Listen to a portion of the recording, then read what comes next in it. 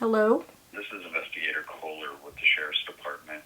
I was just trying to get a hold of you to return your electronics. If you would please give me a call back at 714-412-6233. Thank you.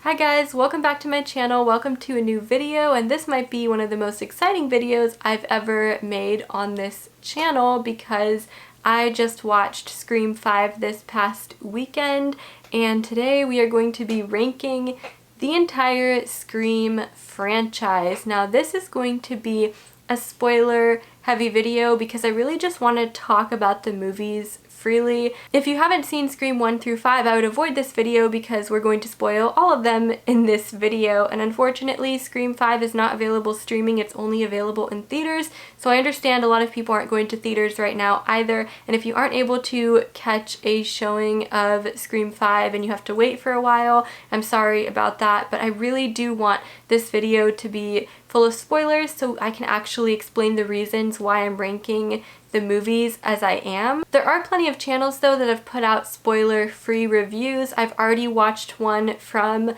Killjoy Jake, and I've watched the one posted by Emma from Spooky Astronauts as well. So check them out if you want to see a spoiler-free review. But yeah, today is going to be very spoiler heavy for all of the Scream franchise. Let's just go ahead and jump straight into my rankings. So it probably won't come as much surprise to anyone that my least favorite of the franchise is Scream 3. Now Scream 3 to me is kind of the weak link. Even though there are parts of the movie that I enjoy and I find it to be an entertaining watch as a whole, I don't think that it matches the tone of the other Scream movies very well. So this one obviously lacked a lot of horror and suspense.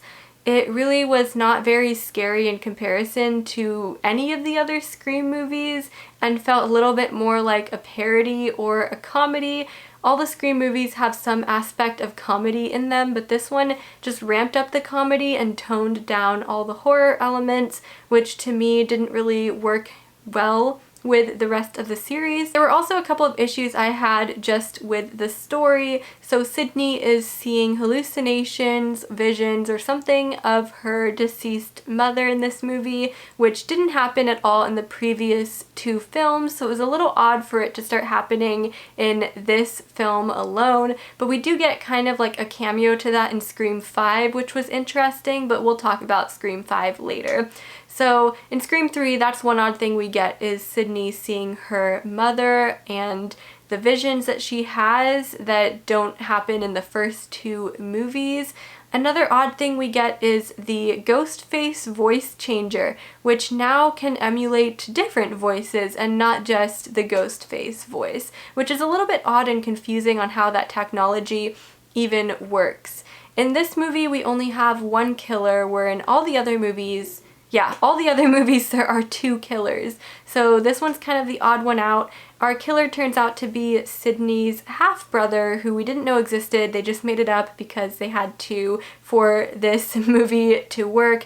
But he is her half-brother, and apparently he's out to seek revenge because he was rejected by Maureen Prescott, who is Sydney's mother. So it feels a little bit like they were just trying to pull whatever works out. We also have Gail's iconic haircut with the bangs, the fringe bangs, which was very interesting and not exactly completely fitting to her character, but probably one of the most entertaining aspects of this movie. So one part of this movie that I actually really enjoyed was seeing Randy's sister, Martha Meeks, and then being able to see the tape of Randy explaining the rules of a third movie in a trilogy and how they differ from sequels. And this was probably part of the movie that was actually meta.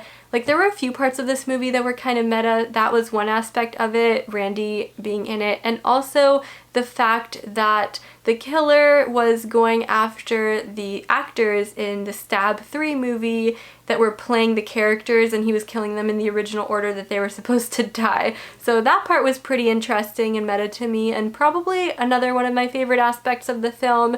I kind of liked the actress that played Gale Weathers in Stab and how she was kind of running around with Gale. She was just kind of like the second Gale. But all of these aspects kind of just make the movie out to be a comedy And Dewey wasn't really my favorite in this. He wasn't acting how I would expect Dewey to act. Sydney was okay in this. I don't think there's a single movie where I dislike Sydney. There was a scene though in the final act where somebody gets decapitated, and I swear I could see the fake part of the neck of the head that's decapitated that looks like white styrofoam or something. I was laughing. I'm not sure what that was. Was that supposed to be a prop or somebody actually decapitated? Maybe I wasn't paying attention correctly. So that was my 5th ranking, my least favorite spot, and now for my 4th ranking we have Scream 2. Now I know what you're thinking, why is Scream 2 so low down on this list?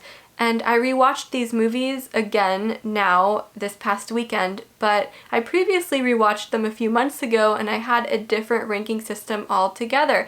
But now, after watching the new one and comparing it to all the others and seeing them all again for a second time, I've changed my mind now and I decided that Scream 2 is my 2nd least favorite Scream movie. And there are a couple reasons for this. So one thing about this movie is I feel like the tone has some inconsistency throughout. I do like some of the scenes of suspense that we get. We do get some interesting suspense and some pretty good kills. However, there were some things that totally took me out of the movie. Like, for example, the random musical scene between Sydney and her boyfriend. I had to look up what her boyfriend's name was in Scream 2, but it's Derek. So he has this scene with her in like the cafeteria or something. It's just very strange and took me out of the movie, although I kind of understand that they were probably just throwing in like cultural references in there and that's why they did it.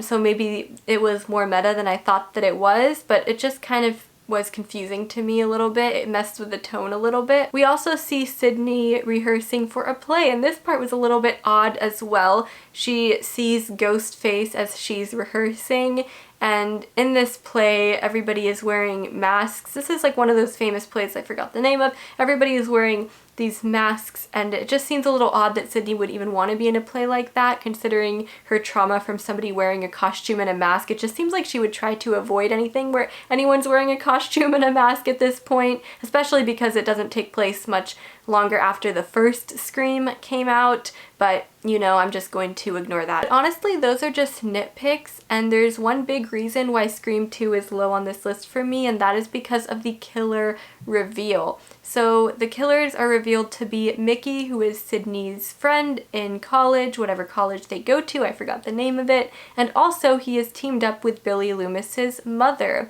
who is coming back to seek revenge and to avenge her dead son, basically. So I think I should like this more because it's kind of a reference to Friday the 13th and Jason Voorhees' mother trying to avenge her son in the movies. But there's just something about this killer reveal that is just not very exciting to me. And especially because when Mickey reveals himself to be the killer, he's trying to emulate Stu a little bit, and he's trying to kind of be the characters from the first movie, which I understand obviously, but in this one I just don't know if it came across fully as him being his own psychotic form of character, or if he was just trying too hard to copy what they were doing in the original Scream. So I didn't really enjoy the killer reveal very much. I have to say that it was a surprise that Billy Loomis's mom was one of the killers, but it did kind of make sense. Then it was pretty funny that Billy Loomis's mom decided to shoot Mickey because she actually didn't really care about him to begin with. This film does have a lot of redeeming qualities though. Like, for example, I really love the opening sequence where we see a couple going to the movie theater to watch Stab, and then Ghostface comes and kills the husband or the boyfriend, then goes into the theater and wreaks havoc by killing the girl in front of everybody. I feel like I should remember their names, but they really only appear at the beginning of the movie, so they're kind of like those throwaway characters that appear at the beginning of a Scream movie. And she is in front of the screen, kind of just like walking around after she's been stabbed. And then everybody sees her and she falls down, which was pretty dramatic, and actually I really liked it. I really like the introduction of the Stab movies, and whenever the Stab movies are mentioned in Scream, that part that's really meta is fun for me. So I really liked the opening of this, and it was a little bit unexpected how dramatic they made it. So that was definitely a redeeming quality. I also really liked how Sydney was at college and now we're seeing the sorority girls, which might have been a reference to Black Christmas, and the kill in the sorority house. I loved that Sarah Michelle Gellar was in it because of course she was so popular at the time, so that was really fun, and her kill was my favorite kill in the movie as well. It was just really a throwback to the original Scream, but also kind of like an homage to Halloween too, and how she's like thrown off the balcony. I don't know. There's just a lot of other horror movie references in this movie that I'm not sure are intentional or not, but I really enjoyed them. And one thing I didn't like about this movie, well, another thing I didn't like about this movie is I don't know if I enjoyed Sydney as much. I don't know if her character arc was very strong in this, except in the third act. I liked her a lot more in Scream 4 and 5, I think, than in Scream 2, just because in Scream 2 it just seems so fresh off the original Scream. We don't get to see as much of Sydney in this one either, or explore her emotions quite as much. But I really did like the aspect of how she couldn't trust her boyfriend Derek, and he was sort of a red herring throughout this movie where we thought maybe he's the killer because in the previous movie Billy, her boyfriend, was of course the killer. And so because we are thinking about that and that's strong in our minds from the first Scream, of course it seems like it's too obvious to be true, and then it turns out to be the friend or the close friend instead. Overall, I'm not dragging Scream 2 at all. I think that it's a good enough film. The only one of this franchise that I actually actively dislike is Scream 3, unfortunately. But Scream 2, I still enjoy it. I still think it's a good watch, but it's definitely not my favorite of the franchise. So now let's go to our third place spot, which is going to go to Scream 4 in 2011. So hear me out here. The first time I rewatched these movies a few months back, I didn't think Scream 4 was quite as good. I actually ranked it above Scream 3 but below Scream 2. But now upon going back and rewatching it, I think that this movie does something really well, and that is that the killer reveal of Emma Roberts, who plays Jill Roberts in the film, is very surprising to me. I really did not suspect her or think that she could be the killer. Now that's not saying that I really like Emma Roberts all that much, because she's not one of my favorite actresses, mainly because she's one of those actresses that seems to play the same role in almost every movie that she is in, and it's always an unlikable role too. So at the beginning of this movie, she's likable enough, but then by the end, of course, you could see how unlikable she really is, and Emma Roberts always seems to play that specific character, whether it's an American Horror Story or this. So I can't say that I love Emma Roberts as an actress or that her line delivery was anything special or anything like that, but I can say that I was not expecting her to be the killer, and her reasoning for it actually made a lot of sense. The other killer in Scream 4 is revealed to be Charlie, played by Rory Culkin, and Charlie is an okay killer in my opinion. He's obsessed with cinema, he's part of the cinema club, he's into films like Randy was, so I wasn't expecting his character to be a killer, and I didn't completely understand his motive for it, except just wanting to make a movie. But Jill had a much better motive, being Sydney's cousin, while Sydney was always gaining so much fame because of everything that she went through, and now being an author, writing self-help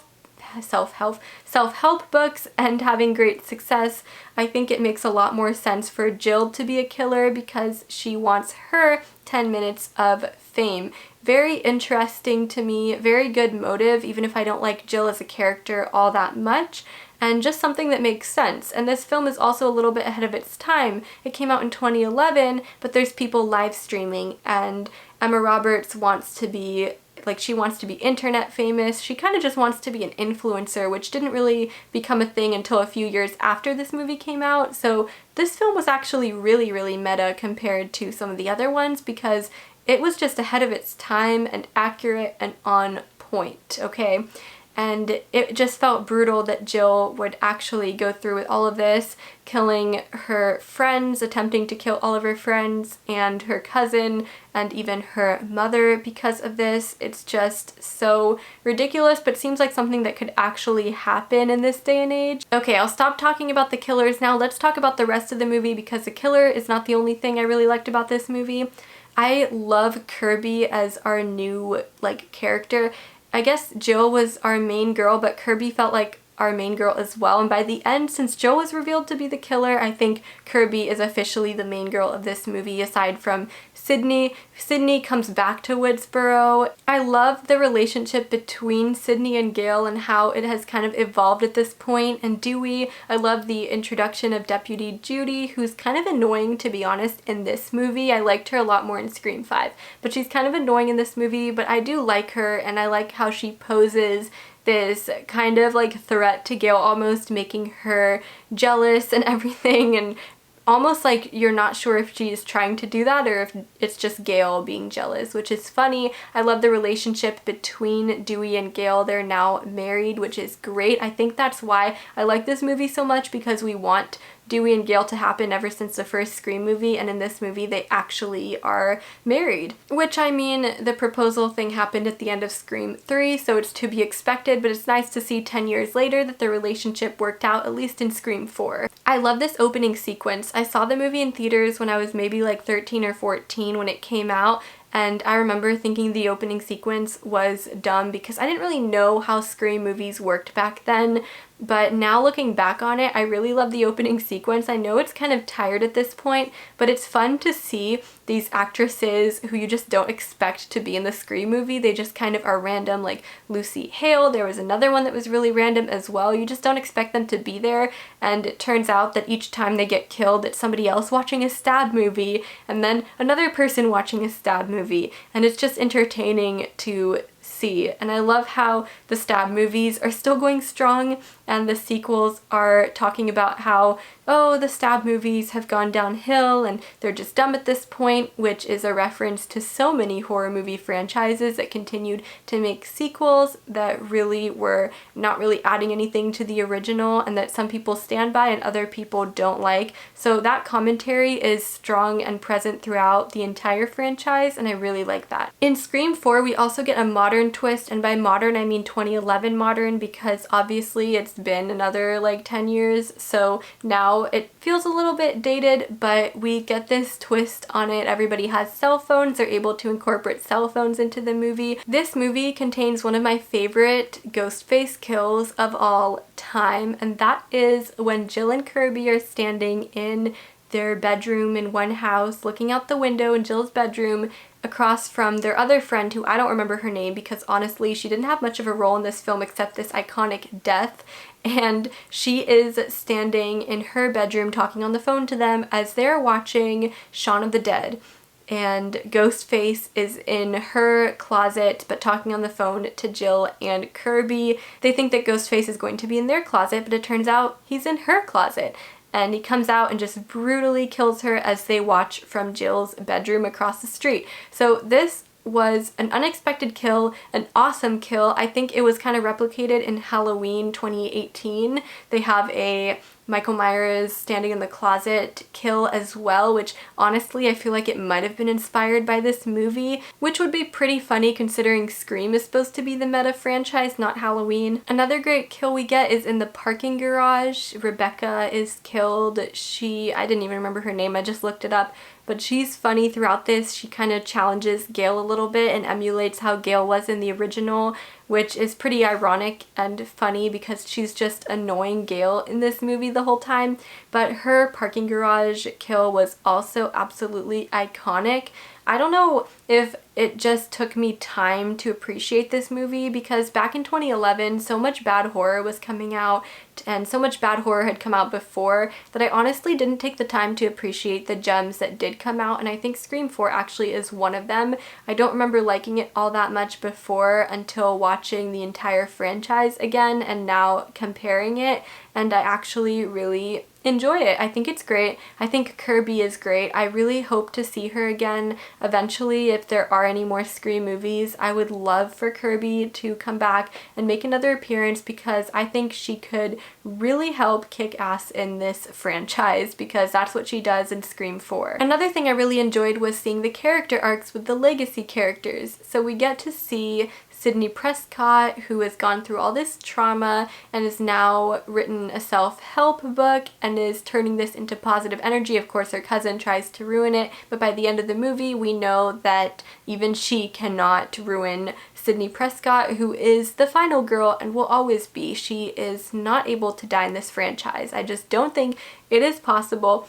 And I absolutely love how she kills Jill in the end, how her and Gail just team up and they completely just like electrocute her. That was awesome. I do want to have one more nitpick though, and you guys might laugh at this, but it's something that kind of bothered me throughout this movie. What was with the lighting? Why was it so bright and washed out in a lot of the scenes? I didn't really understand what the point of that was. I just felt like it was so washed out for the majority of the film, and it didn't really match the aesthetic of the other films. It was just a little bit confusing, and it just felt like such a bright horror movie. So I was a little bit confused about that part, and I definitely noticed it more upon my second rewatch as I was paying more attention to the little details. But did any of you guys notice that? And if you did it bother you at all? Okay, let's get on to the next movie, which is number 2 on the list. That's right, this is Scream 5. Scream 5 has taken the second place spot on my list. And oh my gosh, you guys, I thoroughly 100% enjoyed this movie so much. I was so worried about this one. It's not directed by the late Wes Craven, of course, and I wasn't sure what was going to happen, if the tone was going to be right, if this was going to be executed correctly, but I think it was 100% executed so well. It was so well crafted. It was done in such a competent way by the new directors. And I cannot imagine trying to direct a film by somebody else who has a really unique sense of style and who has now passed away. So trying to emulate that and project that correctly, I just cannot imagine how difficult that must be, especially another like 11 years after the last installment in the franchise. Because let's face it, Scream 5 just reawakened the entire franchise, and to be fair, 4 didn't really feel like a complete ending or like it was iconic enough to be the ending of the entire franchise. So I think that them making 5 could reopen doors for possible new movies in the future. However, I won't be mad if they choose to just end it here, because I think it's a satisfying enough ending as well. They just introduced so many new characters in this. It seems like they're going to continue with it, but I wouldn't mind if they didn't either. And I'm warning you again, spoilers for Scream 5. If you're somehow still watching this even though you haven't seen Scream 5, please just skip ahead so we can get to the first Scream movie and talking about that, because you really need to see this movie before you hear me talk about it. This movie focuses so much on Easter eggs, references, paying respects to horror movies, and I absolutely love that. Fans of horror in general are going to love this movie because of all of the references. So in this movie, we start off on a brutal attack on Tara, who we think is going to be killed, as always happens in the opening of a Scream movie, but rather she survives the really nasty and brutal attack that Ghostface puts upon her. Even though this seemed like it would be enough to kill her, she is able to survive and ends up in the hospital. Now, Tara is one of my favorite parts of the whole movie. I think that this actress is so strong. I love her acting, and I wouldn't have been mad if we saw more of Tara if she wasn't so badly injured in the opening scene. Unfortunately, she was, so we couldn't see that much of her throughout the movie, but I wouldn't have been mad if she was more of our main girl, and she does kind of turn out to be like a final girl in the end. And I really did think she was going to die, so they caught me for surprise. That was the first twist we got, was that the girl in the opening does not actually die. And Tara's sister Sam comes back to Woodsboro when she hears about the attacks with her boyfriend, who, well, we'll talk about him later. So here's my first problem I had with this movie. I don't really love Sam as a character. I don't think the actress was really quite on par with the actors in the rest of the movie. I wasn't completely buying her character, and I felt like maybe she didn't have enough edge to her as she should as Billy Loomis's daughter. The reveal of her being Billy Loomis's daughter didn't bother me, it just confused me a little, and I did some mental math and then thought, okay, she's got to be about 25 then, that's the only possible way, and he had to be cheating on Sydney, which honestly wouldn't have been completely impossible considering he was a complete psychopath as it is. So yeah, Sam is only half sisters with Tara because her father is Billy Loomis. and Billy Loomis appears to her in the form of hallucinations. So this is a cameo that we get that I was just not expecting. I saw Billy and I was just not able to comprehend what I was seeing. I was afraid they were going to go the ghost route, or they were going to go the route of Sam having the visions and committing the murders herself in an attempt to make a commentary on psychological horror films that tend to do this, but I was really hoping they weren't going to do that, and thank goodness that was not the case. However, her hallucinations or visions, or whatever you want to call them, of Billy reminded me a lot of Sydney's in Scream 3, where she was seeing her deceased mother. So it's not like they reinvented or invented this like trope. It kind of just fit in with the franchise because of Scream 3, and if it weren't for Scream 3, I'm not sure they would even attempt to put this in there. But since it was a reference to Scream 3, I can understand why they would put this in there and have us be able to appreciate this cameo. The one cameo that we don't get, though, that fans were speculating is Stu, which is unfortunate. However, I didn't really think that he would come back in this one.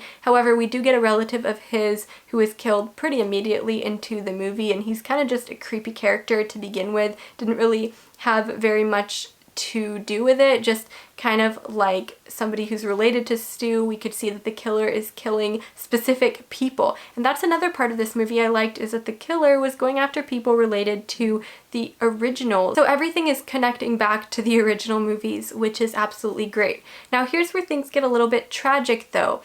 Dewey, unfortunately, is now an alcoholic. He is retired. Seems like he's living in some kind of rundown area, and him and Gail are no longer married, and she is still a news anchor. She is thriving, I suppose, but their relationship has ended, and Dewey has let himself go, and this is just so heartbreaking to me. I didn't want to see Dewey's character like this. He is killed off in this movie, which makes sense to me. One of the legacy characters had to die. I completely predicted they would, and a lot of people did. I mean, you can't just keep everybody alive. The stakes had to be a little bit higher in this one if you're going to bring back this franchise after 25 years.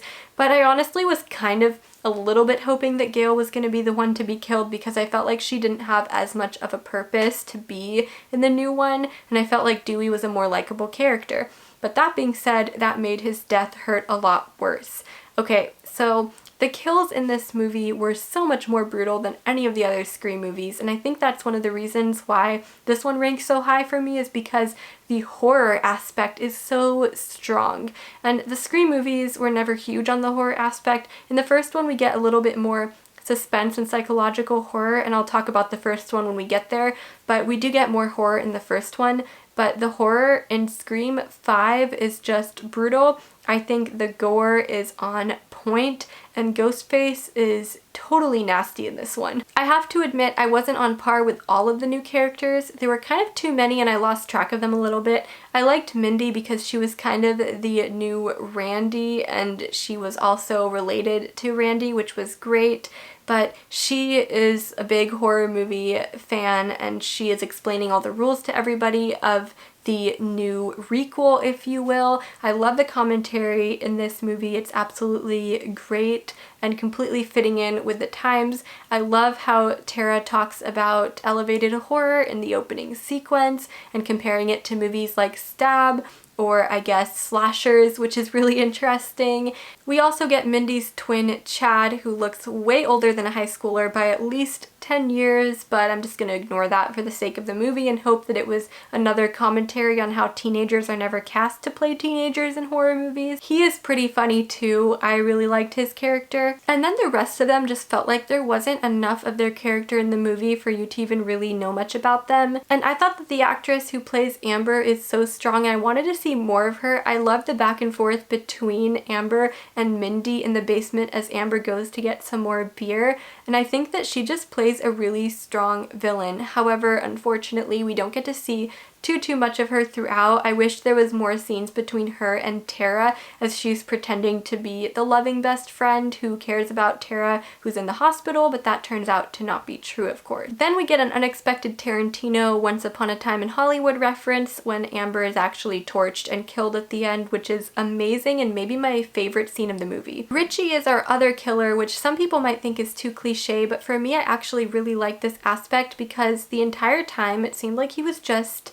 like a red herring and that he wasn't actually the killer because it would be too obvious. Dewey accuses him of being the killer pretty early on and we suspect him pretty early on, and then we think it just can't be that obvious. So him actually turning out to be the killer in the end, totally awesome. I love his dialogue. I love his character and how he just kind of pretends to play this supportive, kind of just like whatever boyfriend, and then he doesn't really seem like he's capable of being a killer at all. But then in the end he goes full just maniac with Amber. It is kind of weird though that he's dating Amber who's in high school and he looks like he's about 30. But whatever, I guess there's no rules for psychopaths dating anyways. I also like that the third act happened in Stu's house, just like in the first movie. They're in Stu's kitchen. That is totally awesome. I absolutely love that they brought that back for this one. I loved Tara's hospital scene, such a reference to Halloween 2 and how the hospital is always super empty and creepy and dark, of course, and nobody's there to watch her. That part was great. I thought it was pretty brutal though when Ghostface was going after Tara, who's in a wheelchair. And thank God she survived that, but Dewey unfortunately did not. Now you'll notice I'm not talking very much about Sydney and Gil in this movie, and they just weren't really in this movie very much. But it honestly felt fitting because they already went that route in Scream 4 where we see where Sydney is today. She has become an author. We see where Gil is. Unfortunately, Gil and Dewey's relationship didn't work out, but Gil is still a successful news anchor in Scream 5, and we already know where their stories went and what they did with their lives after the original killings in 1996 to 2000. And because of that, we don't really need to see a rehashing of that in Scream 5. We get to see that Sydney now is married, lives somewhere else, has 2 daughters, and that's great to see. We see that Judy also has a son too, and I really liked Judy and her son, even though we don't see too much of them. I felt like they were really relatable. Just the scene where she goes to pick up sushi and Wes is getting everything ready, the sriracha, the soy sauce, and the chopsticks, and I could really relate to that because you oftentimes just go pick up food now. It is so relatable to the time. So we do get to see Judy more in this one and her character arc, who's a little bit more older, mature now. When she was a deputy in 4, she kind of just annoyed Gil. We didn't get to see too much of her in 4, and in 5, of course, she is killed in a pretty brutal manner. Some of my other favorite kills in the movie were her and Wes's kill. I loved the Psycho reference. I loved the outdoor kill. I just loved all of it. The suspense was there because she was on the phone as she was driving to go pick up the food when Ghostface had called her, and she's on the phone with Ghostface as he's threatening to kill Wes. So that part was actually pretty suspenseful to me, and just trying to figure out where Ghostface is in the house, although it was pretty funny how they kept like pretending like Ghostface was going to be behind certain doors or cabinets and then he never was. Again, another reference to horror movies that do jump scares. And the new friend group is okay to me. The only thing is I wish Sam was a little bit stronger of a character since she is our main girl, and I didn't really remember very much from the movie. There wasn't much memorable parts from her, memorable like scenes or line delivery, except for the end where she kills Richie after the reveal. That was brutal. That felt like what Billy Loomis's daughter would do, and I loved it. If she can play on that more in a following film, then I would be all for it, but I didn't really like her character before that mark. There are probably so many references that I still missed and Easter eggs that I would have to go back to the theater to notice again, and I'm definitely going to go back for a second viewing very soon because I really just want to pick up on things I didn't pick up on the first watch, which is great when you already know who the killers are. You can really go back. However, one thing I did remember was in the opening scene, Tara is texting Amber and she tells Tara to answer the phone when she doesn't know the phone is ringing, or supposedly she doesn't know, which kind of reveals that Amber's one of the killers very early on, but somehow I forgot about that moving on throughout the rest of the film and then remembered it towards the end. So I don't know if you guys caught on to that or remembered it at the end, but I, for some reason, forgot about it conveniently. Sorry I'm talking so much about Scream 5, but this is kind of my condensed review because I'm not making a separate review video. I thought I would just make a giant franchise video as they're all fresh on my mind. But Scream 5 to me was great. I rated it 4 out of 5, absolutely great. But of course, taking number 1 on my list, top place for the Scream franchise, is the original 1996 Scream. You guys, there's no way I can't rate this one at the top. It is definitely the best one. It has the twists and the turns that you wouldn't expect. This movie was before you even knew that there could be 2 killers, before you would even suspect that the killers are actually somebody that you really love and care about, being Billy, Sydney's boyfriend, and his best friend Stu. In the original Scream, the opening sequence with Drew Barrymore was terrifying. Even upon 2 rewatches, I was terrified watching it. I think there's something so scary about how Ghostface kind of like circles in on her and how her parents are coming home and the police are coming right as it's too late for her. And then her mom finds her. The whole thing is just horrifying. The house fire aspect of it, all of the games that are played on the phone with Ghostface, all of it is just super scary. But I'm not going to talk about this movie quite as much because we all already know, and I'm sure many of you already have seen this movie more times than the others because it's just such a classic. I think that this one had the best suspense and the best killer reveal. Not necessarily the best kills. I think Scream 5 takes the cake.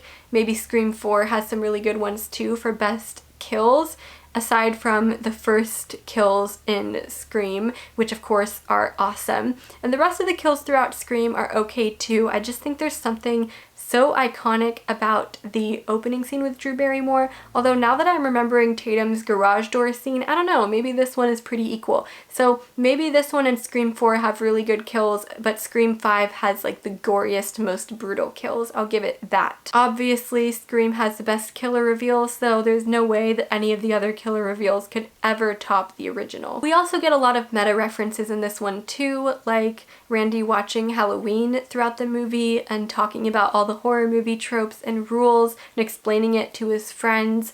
This is emulated so much in Scream 5 that I absolutely love it, and I think Scream 5 purposely included so many more Easter eggs and references, but the original Scream brought that in a time where that wasn't quite done as much, so I'll give it that for originality and creativity. And I liked that the friend group was very tightly knit in the first one, and we really got to know each character and everybody had their own personality and there was nobody that was just like forgotten in the background, whereas in all the sequels it seems like some of the characters are just kind of forgotten in the background or not touched upon or developed enough. So that is my ranking of the Scream franchise, you guys. I want to know your ranking. Mine has changed over the years and apparently even in the past few months because I originally had Scream 1 as my top, then Scream 2, 4, and 3. So I've changed my mind a little bit upon more rewatches, and I want to know what your guys' thoughts are. If you're going to spoil the new Scream especially, but any of the Screams, make sure to include spoiler alerts because I don't want anybody to get spoiled for Scream 5, but they shouldn't be watching this video anyway if you haven't seen Scream 5. I'm going to include it in the title that this is very spoiler heavy for all the Scream movies. Okay, you guys, this video is going to require so much editing. I've really just talked my lungs out because I'm so excited about the new movie and about the franchise being revised. I'm not going to talk any more about what I think about the future of the franchise because I might just make a separate video on that. But let me know what you guys thought of this movie and if your predictions came true. Some of mine came true, unfortunately. Dewey was the one who died instead of Gil, who I thought was going to die, but I knew one of the legacy characters would. Had no idea who the killer would be. Didn't look into the characters. But yeah, you guys, thank you guys for watching. If you enjoyed this video, don't forget to subscribe, leave a comment below, leave spoiler warnings, and I will see you in the next video. Bye!